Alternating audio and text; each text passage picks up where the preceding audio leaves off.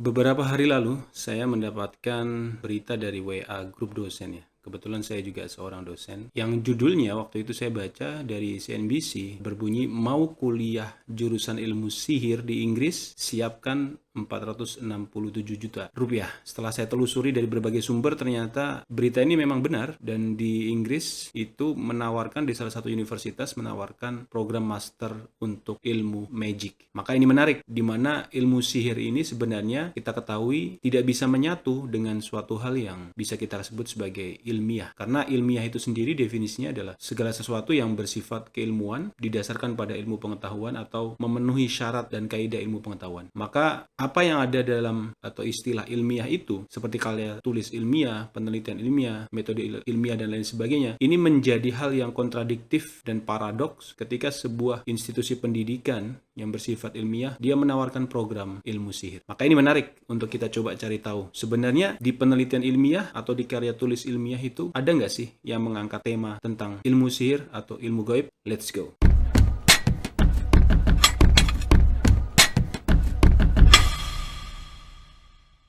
Kali ini kita coba untuk mencari ya, sebagaimana video-video sebelumnya dan video ke depan dalam channel saya ini, kita akan menelaah, membaca, atau mencoba mencari kira-kira ada nggak sih dosen atau mahasiswa atau peneliti mandiri, entah didanai dari institusi yang lain, yang pernah melakukan atau kajian secara ilmiah, tentu dengan sistematika dan metode penelitian yang ada, tentang ilmu sihir atau ilmu gaib.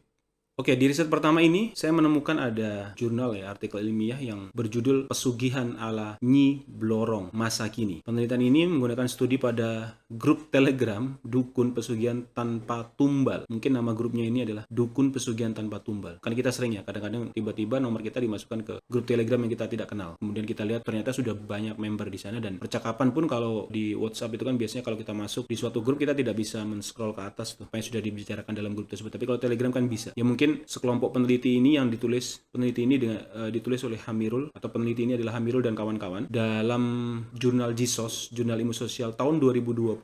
Para penulis ini dari Sekolah Tinggi Ilmu Administrasi Setih Setio dan Universitas Swadaya Gunung Jati Cirebon. Mereka menemukan bahwa modus yang dilakukan oleh dukun pesugihan untuk supaya menarik para entah itu calon korban dan sebagainya dengan cara memberikan testimoni di share di grup supaya meyakinkan kepada anggota grup dan pada bergabung dengan iming-iming uang gaib yang didapatkan bila membayar mahar sesuai dengan tingkatannya. Nah, dalam penelitian ini, para peneliti menyampaikan bahwa mereka merasakan adanya kerjasama yang cukup terstruktur di antara anggota grup yang sudah berbagi tugas dalam memberikan testimoni kepada peserta grup, sehingga akan terlihat meyakinkan bahwa ritual yang dilakukan benar-benar terjadi dan uang gaib yang didapatkan melalui ritual yang dilakukan oleh dukun tersebut itu ada dengan persyaratan ataupun seperti perintah dan larangan yang tidak boleh dilakukan oleh anggota grup yang ikut mengikuti ritual tersebut. Nah, jadi ini unik, zaman modern seperti ini masih ada orang-orang yang percaya akan tersebut ketika dimasukkan ke grup Telegram dan mereka mengikuti. Ternyata di grup Telegram tersebut sudah ada tim dari dukun ini yang kemudian memberikan testimoni dan sebagainya. Ini yang perlu diwaspadai dan dari penelitian ini kita mengatakan bahwa masih banyak orang yang tertipu daya dengan adanya cara-cara pesugihan yang sebenarnya adalah merupakan tipu daya dari orang-orang tertentu.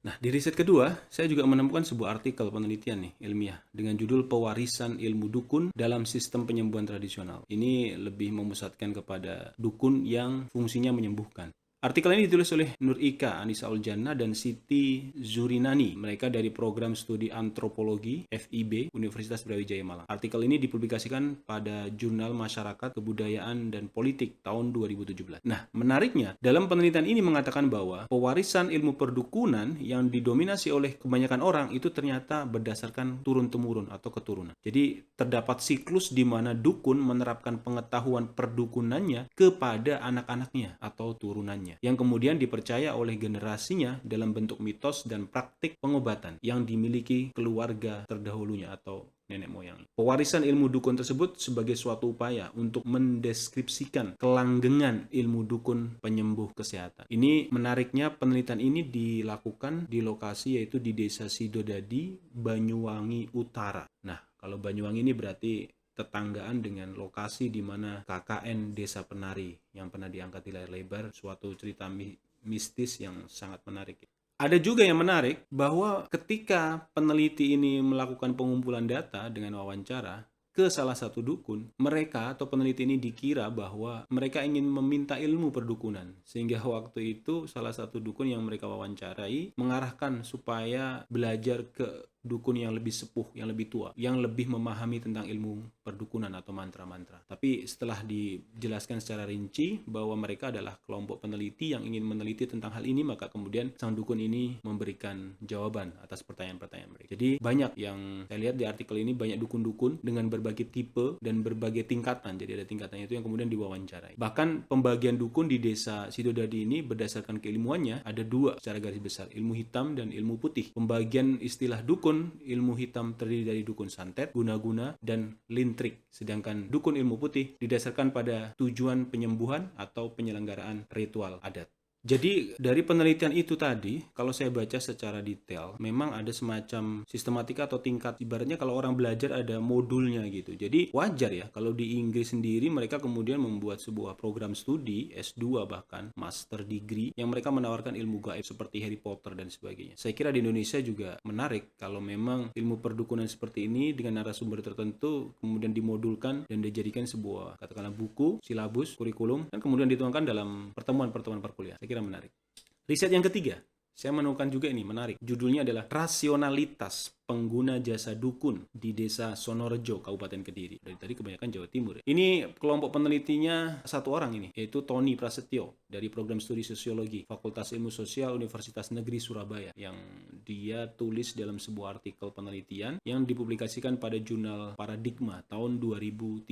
Nah, penelitian ini didasari pada adanya tindakan yang ingin dicapai oleh pengguna jasa dukun secara irasional atau tidak rasional. Tetapi tujuan yang ingin dicapai itu sebenarnya bersifat rasional. Hasil penelitiannya mengatakan bahwa rasionalitas pengguna jasa dukun di Desa Sonorejo, Kabupaten Kediri menggunakan jasa dukun karena didorong oleh faktor keluarga dan teman. Sedangkan tindakan yang ingin dicapai oleh orang yang datang ke dukun yaitu supaya berhasil dalam cara mengandalkan kekuatan gaib atau gaib seorang dukun tersebut. Jadi kita lihat secara lebih detail lagi, penelitian ini mengatakan bahwa motif-motif para orang yang datang ke jasa dukun adalah, diantaranya adalah karena kebiasaan lingkungan sekitar dan hasil konsultasi alternatif. Jadi mungkin konsultasi, ngobrol dengan orang, diarahkan ke sana. Sedangkan in order to motive atau motif yang menjadi tujuan dari tindakan tersebut adalah biasanya ekonomi, asmara, kesehatan, dan kesaktian untuk mengetahui ilmu gaib. Nah, penelitian ini juga mengemukakan bahwa rasionalitas dari tindakan ke dukun itu biasanya karena masalah pengobatan, kemudian ada yang gara-gara ingin anaknya bisa masuk Polri, ada yang ingin supaya usahanya lancar, ada yang ingin jabatannya tetap tinggi, ada yang bisnisnya supaya tetap lancar, jabatannya bisa naik, dan mungkin disukai atasan. Sedangkan rasionalitas nilai atau katakanlah sikap yang didasarkan pada pemikiran logis dan pertimbangan moral, itu biasanya orang-orang ini datang ke dukun karena untuk meminta saran dan pendapat. Rasionalitas afektif atau bisa kita artikan sebagai tindakan yang ditandai oleh keterlibatan perasaan atau emosi yang mendominasi tanpa ada perencanaan dasarnya. Orang datang ke dukun adalah karena masalah jodoh atau masalah rumah tangga. Sedangkan penelitian ini juga mengatakan rasionalitas tradisional atau seseorang datang ke dukun secara tradisi itu biasanya karena belajar ilmu gaib dan menghilangkan gangguan makhluk halus. Penelitian ini kita bisa artikan bahwa ternyata ya masih banyak orang yang datang ke dukun dengan berbagai motif, entah itu berbagai macam motif, dan itu sangat rasional di akhirnya. Walaupun sebenarnya mereka datang ke dukun itu sudah irasional, tetapi tujuannya adalah rasional. Maka ini sebuah, kalau kita bisa katakan sebuah pasar sebenarnya ya. Masih ada orang yang ingin datang ke sana menyelesaikan suatu masalahnya dengan seseorang yang kita sebut sebagai irasional keilmuannya.